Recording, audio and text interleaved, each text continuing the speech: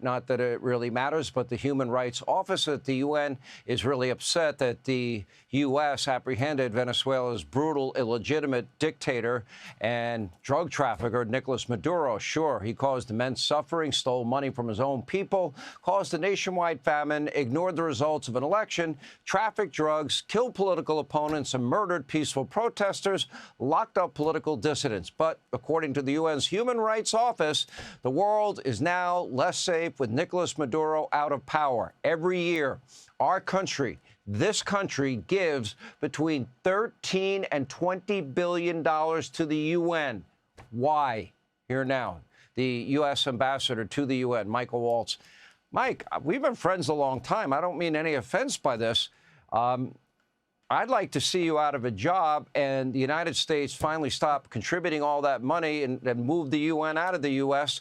because you have a Human Rights Council that often puts countries like, Iran and Iraq on the board, and they have historically been anti-American and anti-Israel. Well, Sean, I'm proud to report under this president, we defunded the so-called Human Rights Council, and we just pushed and pressed the UN to agree to cut over 3,000 of its bureaucrats, its first budget cut in its history.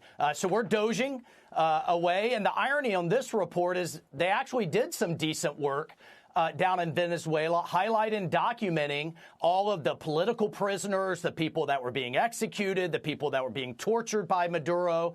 But now I guess they just want some more strongly worded letters. Well, President Trump took real action. The world is safer, stronger, and certainly more prosperous because of it. And I don't know why they're so upset. As I pointed out at the Security Council, over 50 countries didn't even recognize Maduro because he stole the election. So it's hard to figure out what they're so upset about. Well, I think we know the answer. It's because it's President Trump, and he's a man of action and took real action. And now the Venezuelan people are going to be better off. I pointed out when the United States took action years ago, the Panamanian people, because Noriega was arrested, convicted, served time in both the United States, France, and Panama, are now better off.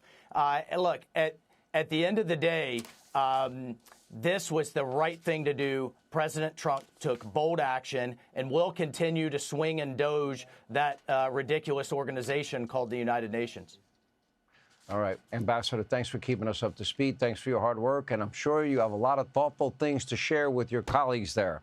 Hey, Sean Hannity here. Hey, click here to subscribe to Fox News YouTube page and catch our hottest interviews and most compelling analysis. You will not get it anywhere else.